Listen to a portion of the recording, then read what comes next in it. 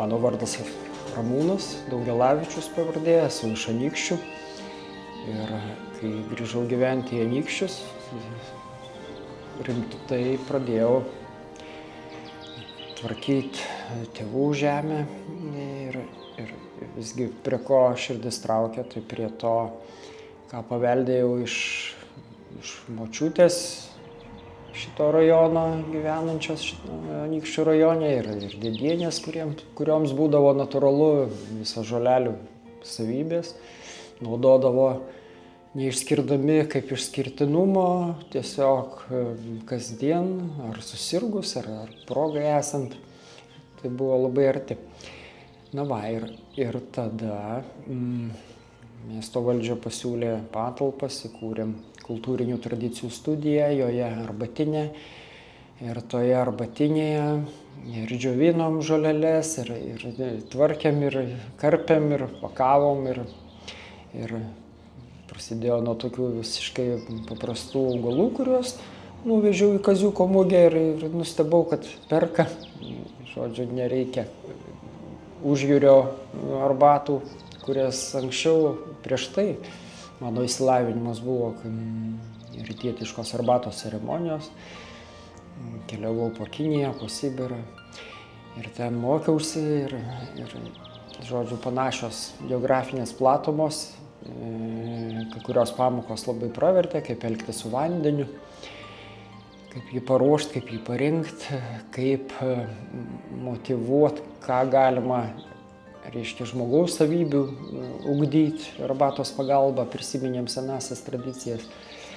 Vat, ir su Anykščių krašto augalais pradėjau nuo lapų, nuo žiedų ir po to gana greitai atsirado tokia mintis, kad gal lietuviui per paprasta yra lapelių arbata rinkti ir džiovinti lapelius.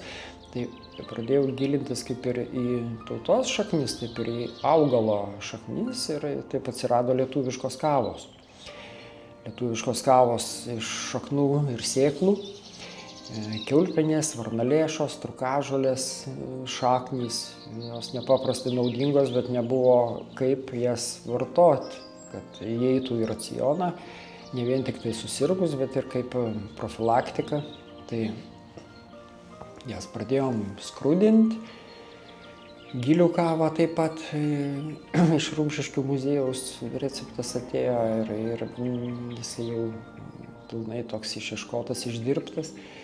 Tai liko tik tai gaminti ir iš pradžių kepinau tas gilės ant 6 plytų kieme keptuviai, po to pastačiau stogą virš tų plytų, atsirado pirtelė su kokliniais pečiais, su liūktais džiovinimui, su kaitinimu, skrudinimu ir kaimišku pienu po to. Tai taip labai gražiai ir vystėsi, ir šeima įsijungė, vaikai, ir vėliau žentas atėjo ir mes dabar sėkmingai žentas užsiima realizavimu, internetu, aš užsiimu rinkimu, paruošimu pačių receptų. Naudoju daugiausiai tų receptus, kurie jau yra, nekuriu savų, tiesiog renku. Va, tai taip ir vystosi. Laikinai po mokslų Suvalkijoje, Kazlų Rūdoj, 19 metų ir po to jau įkūrėm arbatinės Vilniuje, Kaune, Klaipėdoje. Bet jos buvo rytietiškos, o grįžęs į Anykščius pradėjau su lietuviškom vaistažolėm, tai čia 2007-2008 metais. Paskatino kokybė augalų vietinių. Kai mes pirkdavom baltas arbatas arba geltonas, jos yra dalinai dirbtinai iškeltos kainos turistams, pirkėjams patys ir iškeliam, be abejo, jas vertindami. Ir pamačiau, kad mūsų augalų kokybė tikrai nenusileidžia ir kartais net negali atpažinti mūsų pirmųjų lapelių pūkuotų kokybės nuo tos baltosios arbatos pagal savybės jos nenusileidžia, neturi to arbatinio kofeino, kuris stresą duoda, tarp kitko. Mūsiški augalai to trūkumo neturi, nestresuoja, bet jie visapusiškai sveikatina ir pagal kokybę, pagal tą švelnumą, pagal medžiagų kiekį, jie yra puikūs. O Anykščių kraštas yra toks, kur pramonės beveik nėra, mažai jos, viskas švaru ir tikrai tai galima vertinti iš toliau pasižiūrėjus, grįžus. Arbatos magija, pats pavadinimas, jisai susijęs su arbatos ceremonija, su tokiu iškilmingu, proginiu arbatos gėrimu. Jo metu vyksta palinkėjimai, žaidimai. Ir tas susikaupęs arbatos gėrimas, pats būdas, pati motyvacija, jinai rezonuojama to lėto gėrimo, to dėmesingumo, to dėmesio į jusles, į kvapą, į vaizdą, į grožio ieškojimą smulkmenose, mažuose dalykuose. Tai magija gaunasi ta prasme, kad nematomi dalykai tampa gyvenime matomais po to. Ir tai yra labai nuostabu, iš pradžių neįtikėtina, kad pasvajoji per arbatos gėrimą ir tai gyvenime telieka įvykdyti. Visai nedaug. Vienas iš tokių asmeninio mano paveldo dalykų, kuriuos pas močiutę pamačiau, sužinojau ir tai buvo paprasta vasara, tai yra saulės arbata, kai tiesiog į vandenį dedam žiedus. Ir juos palaikom žymiai ilgiau negu karšto vandenį užpylus šaltas vanduo, paprastai šaltinio naudojamas ir tie žiedeliai, tada jie po truputėlį atiduoda savo eterinius aliejus ir tai yra labai subtilus poveikis sveikatai. Tai ta saulės arbata buvo naudojama kaime, ten auleliuose ir močiutė tai darydavo ir mama įdeda žiedus pagrinde, dar kokį žemuogių lapelį, o dabar kaip tik tai yra žemuogių lapelių rinkimo sezonas pas mus. Jo, ir patenka vienas kitas žiedas ir tada užpylus vandeniu geriam tokią arbatą, kuri ten po kelių valandų jau būna kvapni. Ne, šaltas vanduo, bet saulė ir oro šiluma po truputėlį ištraukia tas subtilias medžiagas, kurios žūsta verdančio vandenio užpylus arba karšto. Tai toks labai įdomus gėrimas, kurį retsykiais naudojam per vasarą.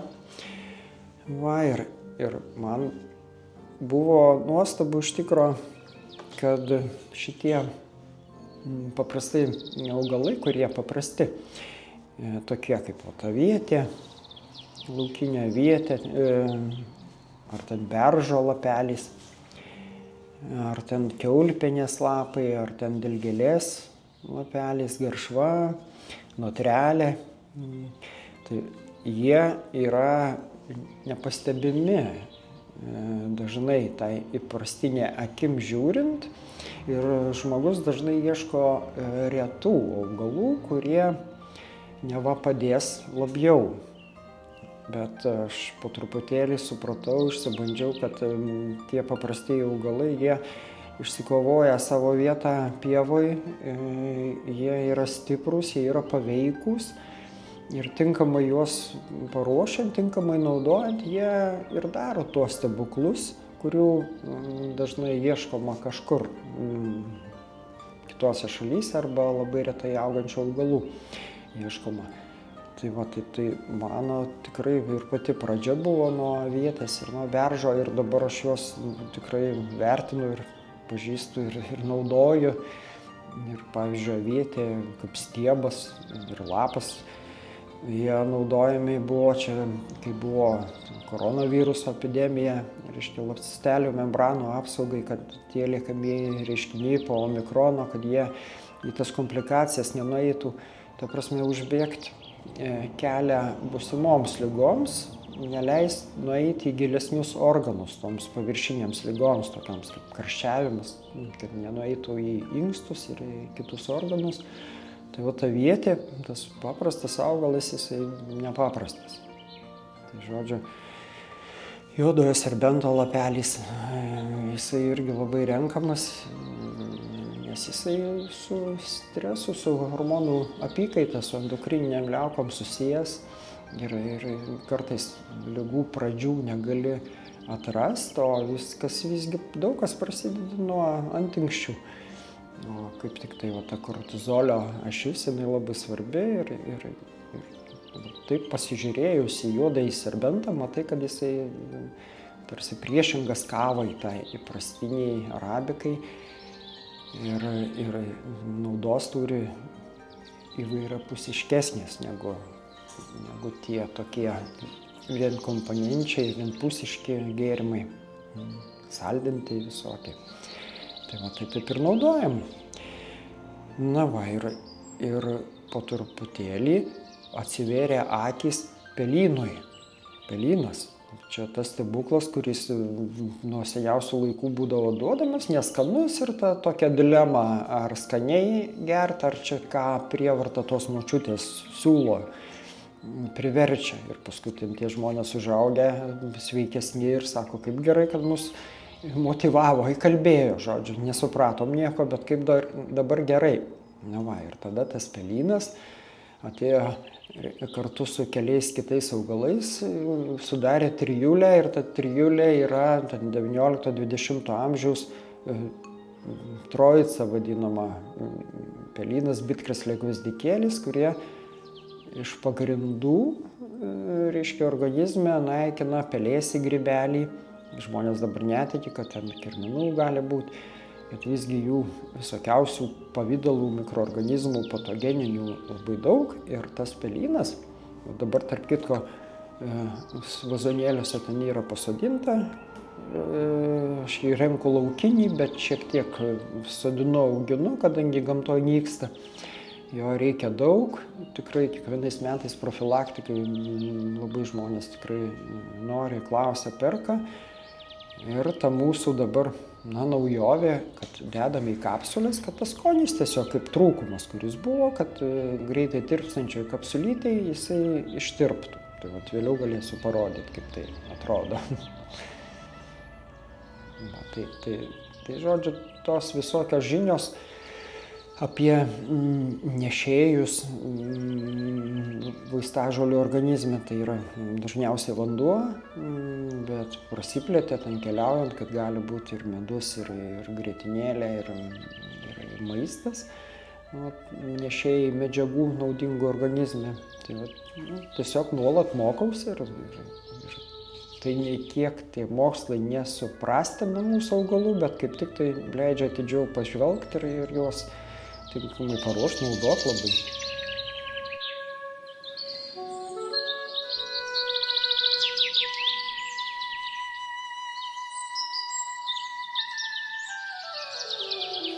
Taip, dilgėlė taigi valo kraują, čia mitas toksai, kad jinai tirština kraują, sena dilgėlė tirština, o jauna jinai leidžia sulipusiems kraujo kūneliams kaip tik tai laisvai atsilaisvinti, atsipalaiduoti, tekėti kraujui ir tai aprūpina organus tada deguonim, daugelio ligų vėlgi profilaktika ir gydymas. Tai skirtumai be abejo formoje.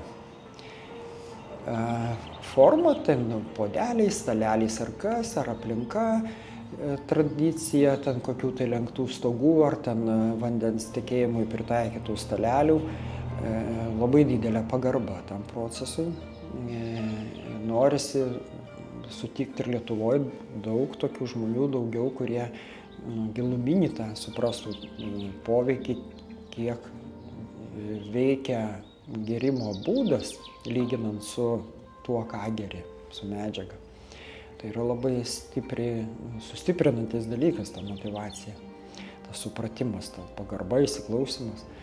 Tai ten rituale yra daugiau šito ceremonijoje, o mūsiškis daugiau susijęs su gamta. Švenčių metu, gamtinių švenčių metu, per kupoliavimą, per žolinę, žodžiu, per visų rasų laikotarpį, per kalendorinių švenčių šventimą augalas būna pas mus ir smilkomas, ir geriamas, ir rasos lašas naudojamas, vanduotas, kondensavęsis, kai žolė kėlė rasą. Tuo metu rinktas ir tiesiai nuo lapo tie dalykai yra sakralūs ir irgi pas mus randami. O tai, ką jie ten naudoja, reiškia tą trejybę, kad dangus, žemė ir žmogus yra tie tokie simboliniai vienetai, tai pas mus yra susijęs su pasaulio medžiu, su viršūnėlėm, su šaknelėm ir per vidurį bitelėm. O tarp kitko, ir visur pas mus to tautinio paveldo atributikoje naudojamas tas medis, ta puodynė, reiškia šaknys ir lapai, ir sėklos, žiedai kaip ateitis, ir šaknys kaip praeitis, ir čia dabartis ir taip toliau, daug simbolikų žmogaus gyvenime ir darbuose jo, ir švenčių šventime.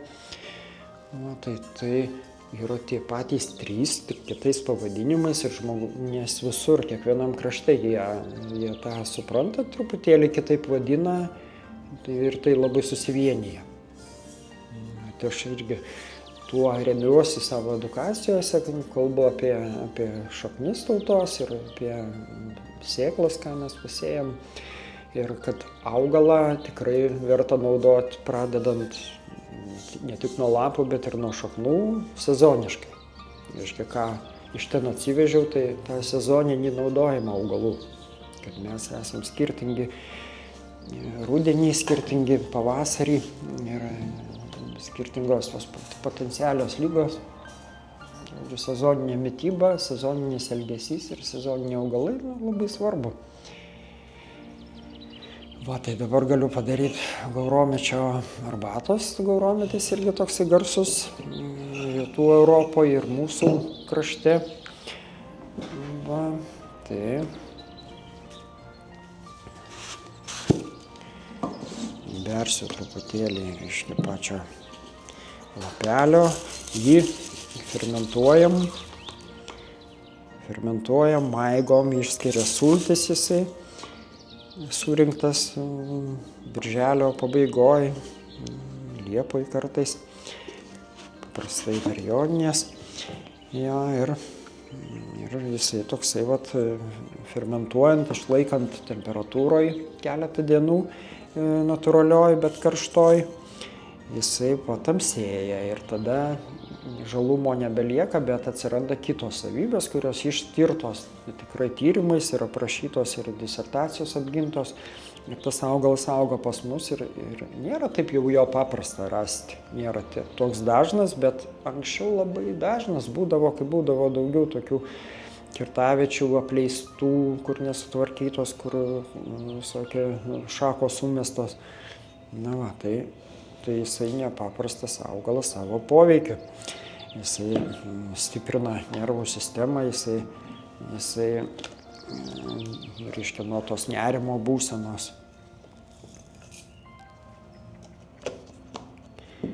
Naudojamas, kas labai reikalinga šiuolaikiniam žmogui. Tai va, tai čia irgi tokie mūsų paveldiniai dalykai. Ir labai svarbu yra nepamiršti, nepasiduotam greito vartojimo kultūrai, tam saldumo poreikiai, čia yra įvairių skonių galybė, ir tai padeda išskirti fermentus reikiamų metu ir stiprinti mūsų nervinė sistema, žodžiu, žmonėms dažnai, kai internetas pilnas informacijos, nebelieka konkretumo. Žodžiu, reikia pabandyti tada. Čia reiškia gauromečio pagaminau. Tik gaurometis. Ja, taip. Jisai tamsus, tai toksai primena tamsią uluninę arbatą, kuri naudojama Kinijoje ir labai brangiai parduodama.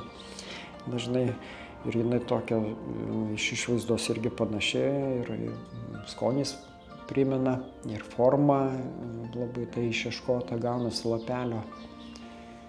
Tai jo sultys fermentuojasi to augalo ir gaunasi toks gėrimas ir jums po kelionės atsigauti. Pakvėpinti.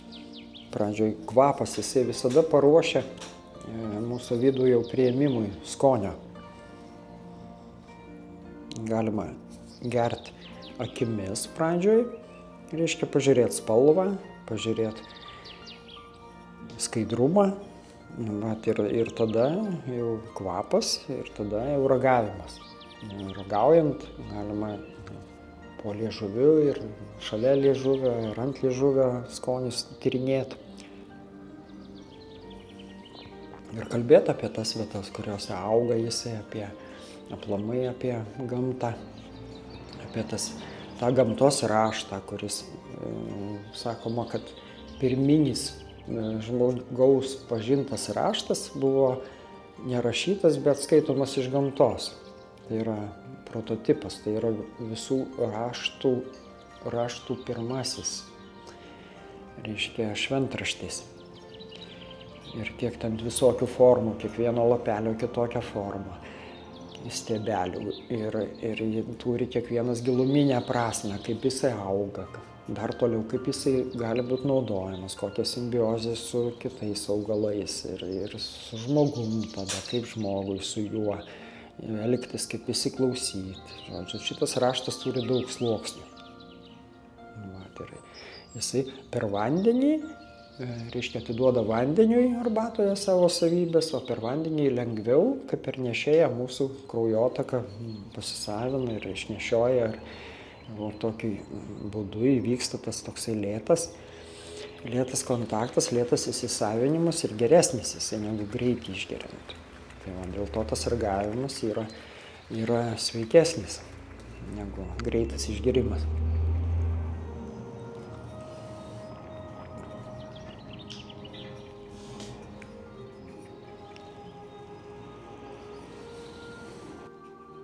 Jeigu tai paviršutiniškai, tai per pavadinimus, kurį laiką nežinojau, kad reikia, kad tie pavadinimai irgi būtų paveldiniai.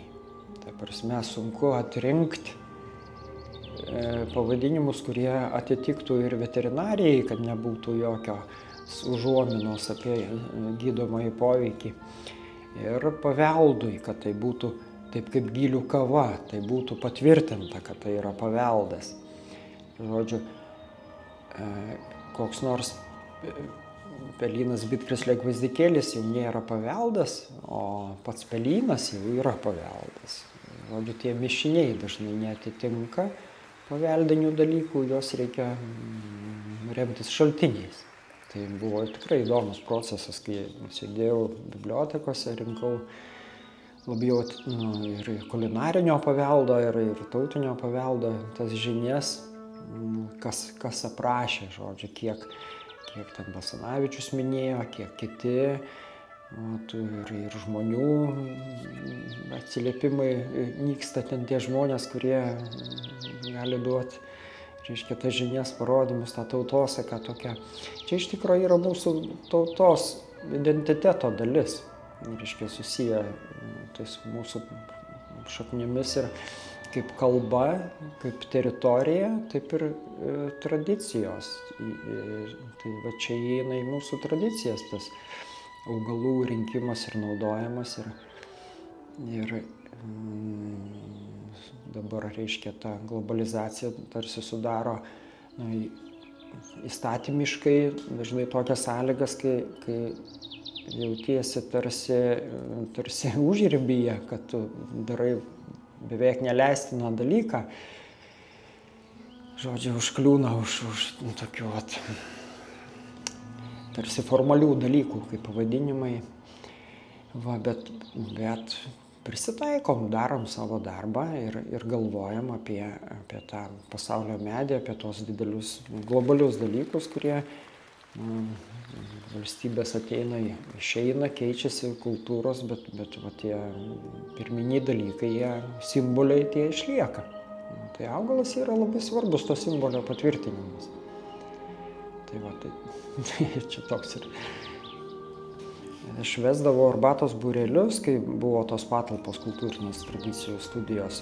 Tai buvo 3 amžiaus grupių arbatos būreliai.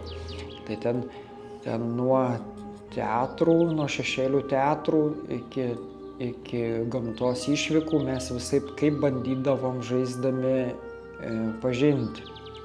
Dūkdami, rinkt, nusidilgint, susipažint, sužinot, kaip apsirengt gamtoj, kad būtų nebe baimė prieš gamtą, prieš uodus. Kad suaugusiam žmogui neliktų įspūdis, kad vien tik sirgdamas, ačiū Dievui dar, kad sirgdamas naudoja šiuolaikinis, bet čia dar ta karta, kurie žino, kad liepžiedžiai gersi, išprakaituosi ir nereiks paracetamolio. Tai taip atsirado tokios arbatos vaikams, kaip ten arklio Dominyko arbata, arba ten pelytės Zitos arbata, kad vaikai skaitydami, reiškia, knygelę tą tokiu pavadinimu, kad jie nesirgdami jau asociatyviai, jie jaustų malonumą, kad nebūtų prievarta arbata, kad jinai įeitų tie vaikam į malonių įspūdžių rinkinį. Ir suaugusiam paskui tai liktų. Tai tą žaliavą rinkdavom su tais mokiniais. Jo, ten jos nedaug pririnkė, ten daugiausiai, ten tik tai viso to dūkimo. Ir edukacijų metu, ten stovyklų metu irgi ten nieko ten nepririnkė, tiesiog pažintinė prasme. Ir vis bandau augint. Augint neapsimoka. Tuo metu, kai sėjai, laistai, ravi, tuo metu gamtoje reikia imti derlių. Tai aš visada daugiausiai einu į gamtą ir renku, ačiū Dievui, Lietuvoje yra kur rinkti. Ir tokiu būdu labiausiai vienam pavyksta pririnkti. Tai vienas aš renku ir tai yra didžiausias malonumas būti ant žemės, po dangum ir tada didžiausia sveikata tada iš to gaunama. Man asmeniškai ten nusilenkinėjai tam augalui daug kartų, kadangi nuskini, pakeli, įdedi ir tokiu būdu vyksta toks sakralus veiksmas, nusilenkimas žemėje. Ir tai labai daug duoda tokiai būsenai, savijautai. Ir šeima labai prisijungdavo ir nuo didžiausio iki mažiausio. Ir dabar mano tėtis dar padeda tvarkyti, padeda kapsuliuoti. Žodžiu, reiškia, tas pirštų darbas, jisai, reiškia, receptoriai labai gerai veikia smegenys. Tai tokiu būdu ir vyksta tas rinkimas. Ir dabar aš surenku, yra moteris, kurie skarpo, žodžiu, arba ir vakar skyniau šaltalankių lapelius ir kriaušių lapelius ir jie, tai laukiniai badosi, tų spyglių lieka rankose daug, kad ir per pirštinės. Tai nupešiojam paskui vakare tos lapelius, reiškia, ir juos ten reikia, tai smulkinam, nereikia, nesmulkinam. Tada padžioviau, žodžiu, be kaitinimo ten jokio, ten neturim tų specialių kokių tai džiovyklų iš Europos Sąjungos, žodžiu, patys paprastuoju būdu ant drobės patiesę, pavartom, papučiam orą ir džiūsta. Išlieka graži spalva ir tai rodo, kad lieka savybės. Tai tokiu būdu, sezonas dabartinis jau vis toks labai intensyvus. Aš jau nevažiuoju į edukacijas jokio šiuo metu, kadangi derliaus nuėmimas.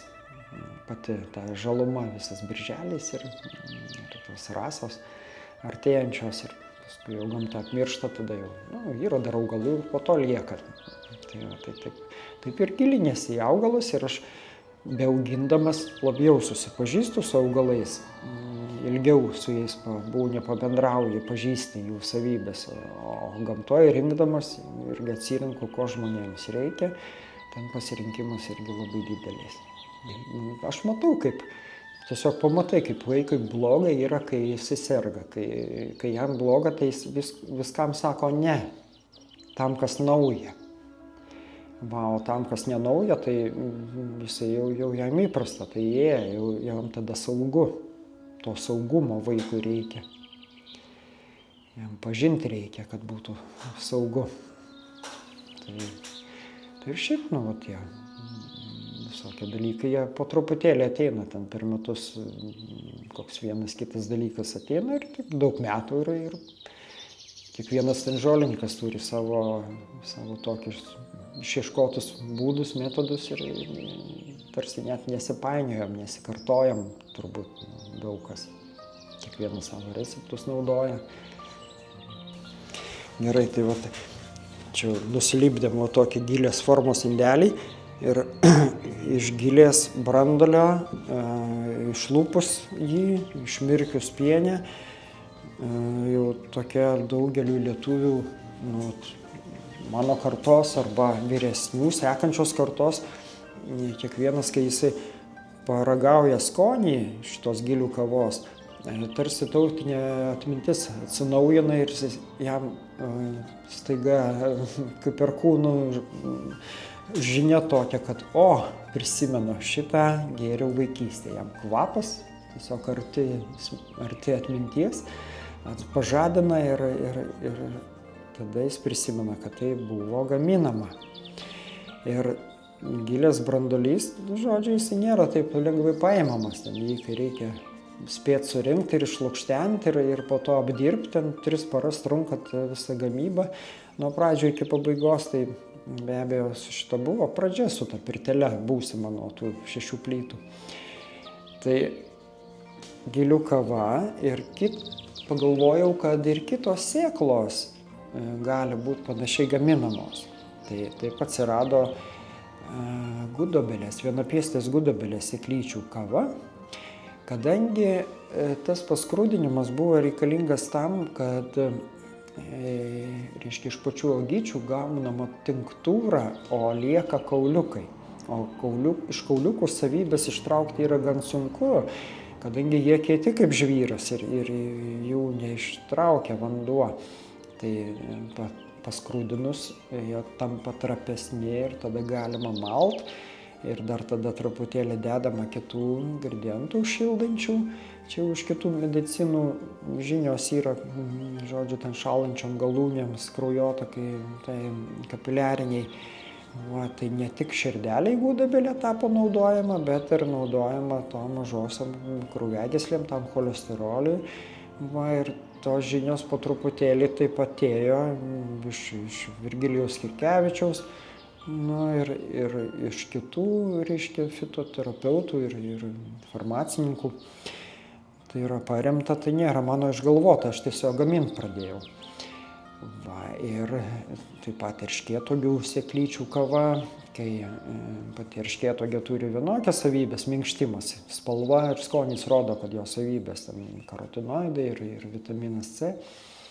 Va, o sėklose susirenka kitos medžiagos ir kitas savybės duoda, tik jas reikia rasti būdą, kaip panaudoti. Tai va, taip atsirado lengvai paskrudinta vaisinio skonio ta kava. Ir žodžiu, gaunasi taip, kad ne tik tai čiobreliais atskirai, ne tik tai liepos kokie žiedai atskirai, bet čia tokie vat, su pasaulio tuo medžiu susiję dalykai, kad ir kitų augalo dalių, reiškia, savybės galima panaudoti, tik tai reikia rasti kaip. Ir taip pat šaknys tada jau, reiškia, varnalėšo šaknis tokia naudinga, ir kiaulpienės šaknis irgi identiškai. Tai ten iš Sibiro grįžę lietuviai, reiškia, jie ne tik apie cikoriją pasakojo, bet ir apie varnalėšą ir taip pat jau apie kiaulpienę. Kad, reiškia, ateina žiema, žiemos pabaiga, nebėra ką valgyti ir organizmui visko pradeda trūkti nuo to badmiriavimo. Ir tie, kas spėjo susidžiovinti varnalėšų šaknų iš rudens, tie išgyveno. Reiškia, tai ta žinia man labai stipriai paveikė ir jie pasakojo toliau, kad sako, pasiskrudinam tą šaknį ant keptuvės sausai, pasklinda po trobą kvapas skanus, patrūpinam plaktuku, užpilam, pavirinam verdančiam vandenį ir gaunasi tokia kava, toks gėrimas, kuris turi tiek mikroelementų, kad žmogui iš to mažo kiekio gaunasi koncentratas ir jam net ir net ir šiuolaikiniam žmogui, valgančiam ten racioną, ten bulvės, bulką ar ten kokį vieną agurką, tikrai trūksta tų retų mikroelementų, kurios turi to šaknis. Va, tai čia yra labai toks pilnavertiškas papildas. Va, mums truputėlį, kaip ir reikia tai įteisinti, bet ta giluminė prasmė, tai reikalinga ir tai buvo, ir tie žmonės iš Sibiro, jie atnešė tokią žinią. Ir taip pat ir Lietuvoje yra, man pasakoja, kad sako, ateina penktadieniais, mes pasidarom gilių kavos, giros jau turim ir mes švenčiam. Tai kas gali būti gražiau negu toks šventimas, kai po savaitės darbų su gira, su gilių kava, tu susėdi, žodžiu, vyksta tikrai tokie geri dalykai. Tai va, tai tos šaknų kavos, jos tikrai turėjo savo vietą. Ir dabar daug metų populiarinu, kad ir festivaliuose, ir edukacijose, ir pardavime, tegu tai gyvena. 6 rūšių kavos, reiškia erškėtuogių kauliukų, gudobelės sėklų kauliukų, gilių kava, varnalėša, kiaulpienė, trūkažolė ir dar buvo varpučio šaknų kava, bet jos skonis nelabai pasiteisino. Čia dar ne visos jos yra skanios. Tai pavyzdžiui, ten kokia kiaulpienė ar varnalėša, jos yra nepaprastai kvapnios.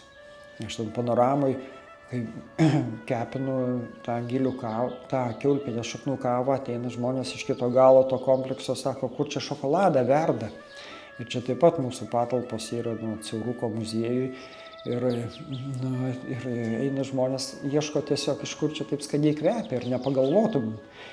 O toks yragi įsitikinimas, mitas, kad kiaulpienė yra labai karti. Vat, o visgi ją renkant tinkamu laiku, tai jos skonis yra ne kartus, o ir karčiai saldus. Turi ir saldumą, ir kartumą, nes sukaupia medžiagas žiemai kitas negu vasarą, kai jinai sultinga. Tai va, tai taip ir tos kavos, jos gyvena, vienos aktyviau, kitos dar tik taip lieka toj spintelėj, toj kavų kolekcijoje tokia, kad galima būtų pasirinkti. Su kavom labai puikiai tas suderinimas įvyko. Daug kas labai nebemyli to adrenalino, kurį antinksčiai išskiria, žodžiu, nuo kavos ir nuo kovos, kaip sakoma. Tai va šitie 2 dalykai labai stresuoja, ta nuolatinė kova, o raminančių tų dalykų tarsi jų iš pirmo žvilgsnio tarsi reikia, bet tarsi vėlgi negerai, kadangi tas svyravimas, stresas, raminimas, jisai nėra taip gerai kaip vidurio palaikymas. Tai va, tai čia kiaulpienės šaknis daleiskim, tai jinai daro keliagobą poveikį, jinai ir pilna pati medžiagų,